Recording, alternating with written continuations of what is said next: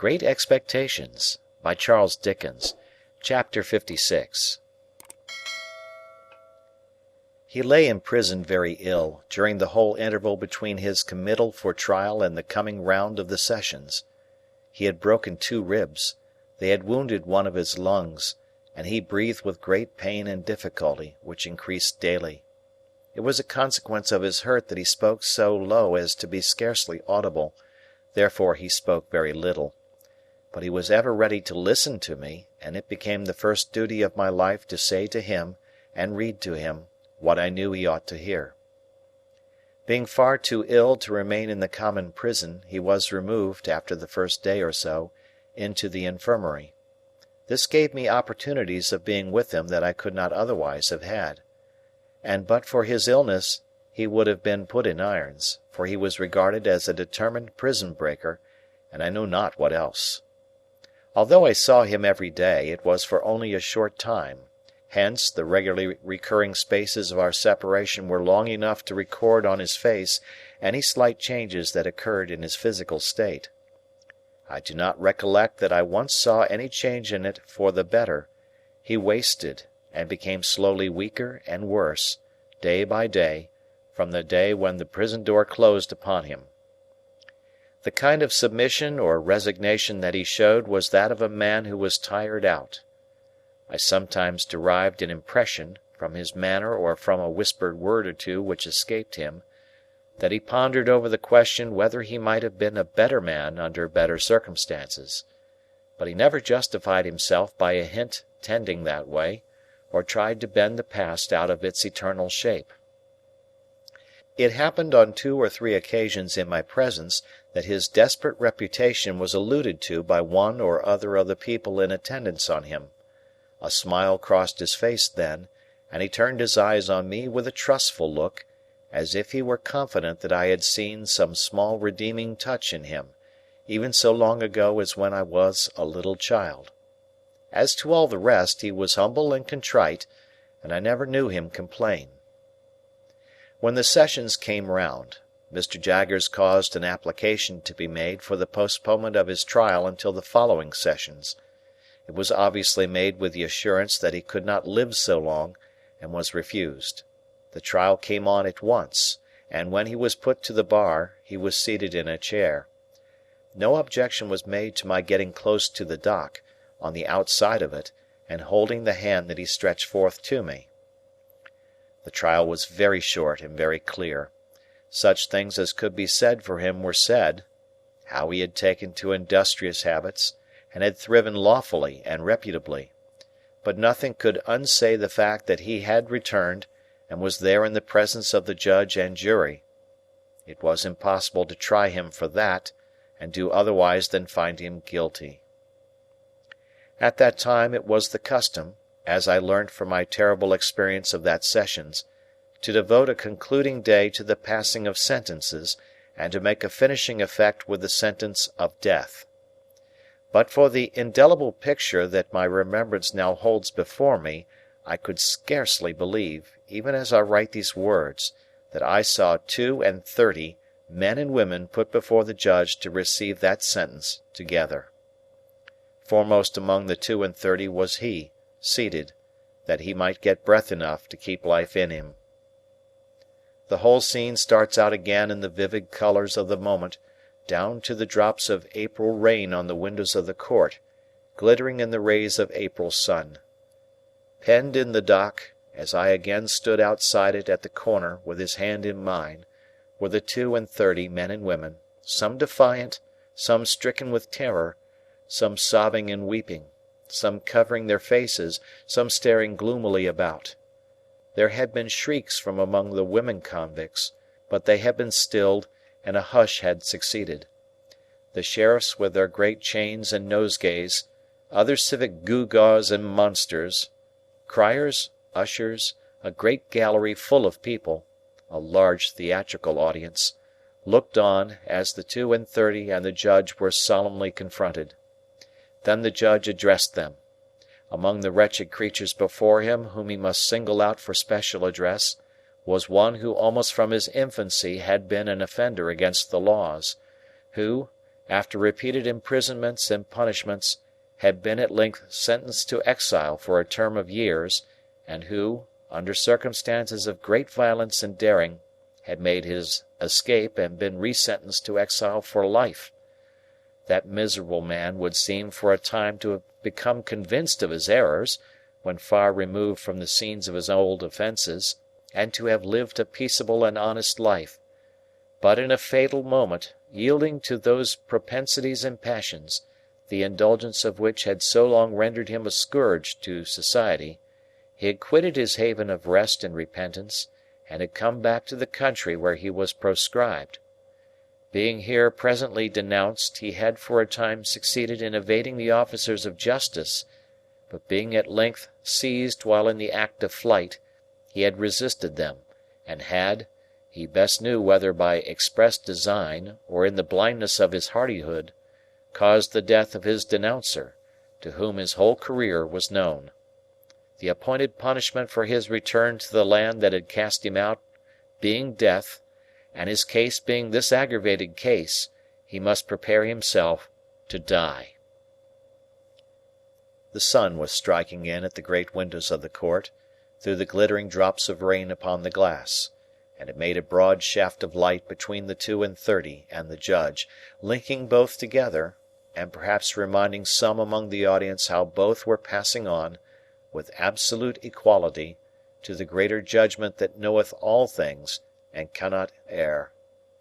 Rising for a moment, a distinct speck of face in this way of light, the prisoner said, "My lord, I have received my sentence of death from the Almighty, but I bow to yours," and sat down again. There was some hushing, and the judge went on with what he had to say to the rest.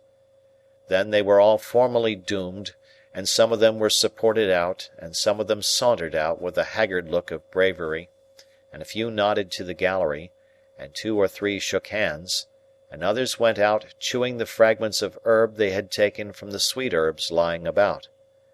He went last of all, because of having to be helped from his chair, and to go very slowly, and he held my hand while all the others were removed, and while the audience got up, putting their dresses right as they might at church or elsewhere, and pointed down at this criminal or at that, and most of all at him and me. I earnestly hoped and prayed that he might die before the recorder's report was made, but in the dread of his lingering on, I began that night to write out a petition to the Home Secretary of State, setting forth my knowledge of him, and how it was that he had come back for my sake. I wrote it as fervently and pathetically as I could, and when I had finished it and sent it in, I wrote out other petitions to such men in authority as I hoped were the most merciful, and drew up one to the Crown itself. For several days and nights after he was sentenced, I took no rest except when I fell asleep in my chair, and was wholly absorbed in those appeals. And after I had sent them in, I could not keep away from the places where they were, but felt as if they were more hopeful and less desperate when I was near them. In this unreasonable restlessness and pain of mind I would roam the streets of an evening, wandering by those offices and houses where I had left the petitions.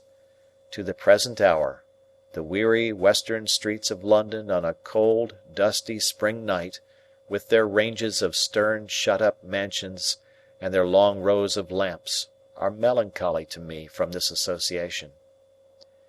The daily visits I could make him were shortened now, and he was more strictly kept. Seeing, or fancying, that I was suspected of an intention of carrying poison to him, I asked to be searched before I sat down at his bedside, and told the officer who was always there, that I was willing to do anything that would assure him of the singleness of my designs. Nobody was hard with him or with me. There was duty to be done, and it was done, but not harshly. The officer always gave me the assurance that he was worse, and some other sick prisoners in the room, and some other prisoners who attended on them as sick nurses, malefactors, but not incapable of kindness, God be thanked, always joined in the same report. As the days went on, I noticed more and more that he would lie placidly looking at the white ceiling, with an absence of light in his face until some word of mine brightened it for an instant, and then it would subside again. Sometimes he was almost or quite unable to speak, and then he would answer me with slight pressures on my hand, and I grew to understand his meaning very well. The number of the days had risen to 10, when I saw a greater change in him than I had seen yet. His eyes were turned towards the door, and lighted up as I entered. "Dear boy," he said, as I sat down by his bed, "I thought you was late, but I knowed you couldn't be that." "It is just the time," said I. "I waited for it at the gate." "You always waits at the gate, don't you, dear boy?" "Yes, not to lose a moment of the time." "Thank'ee, dear boy, thank'ee. God bless you. You've never deserted me, dear boy." I pressed his hand in silence, for I could not forget that I had once meant to desert him. "And what's the best of all," he said, "you've been more comfortable alonger me, since I was under a dark cloud, than when the sun shone. That's best of all." He lay on his back, breathing with great difficulty. Do what he would, and love me though he did, the light left his face ever and again, and a film came over the placid look at the white ceiling. "Are you in much pain today?" "I don't complain of none, dear boy." "You never do complain." He had spoken his last words. He smiled, and I understood his touch to mean that he wished to lift my hand and lay it on his breast. I laid it there, and he smiled again, and put both his hands upon it. The allotted time ran out while we were thus, but looking round I found the governor of the prison standing near me, and he whispered, "You needn't go yet." I thanked him gratefully, and asked, "Might I speak to him, if he can hear me?" The governor stepped aside, and beckoned the officer away. The change, though it was made without noise, drew back the film from the placid look at the white ceiling, and he looked most affectionately at me. "Dear Magwitch, I must tell you now at last. You understand what I say?" A gentle pressure on my hand. "You had a child once, whom you loved and lost." A stronger pressure on my hand. "She lived, and found powerful friends. She is living now. She is a lady and very beautiful. And I love her." With a last faint effort, which would have been powerless but for my yielding to it and assisting it, he raised my hand to his lips. Then, he gently let it sink upon his breast again, with his own hands lying on it. The placid look at the white ceiling came back, and passed away, and his head dropped quietly on his breast. Mindful, then, of what we had read together, I thought of the two men who went up into the temple to pray, and I knew there were no better words that I could say beside his bed than, "O Lord, be merciful to him, a sinner." End of chapter.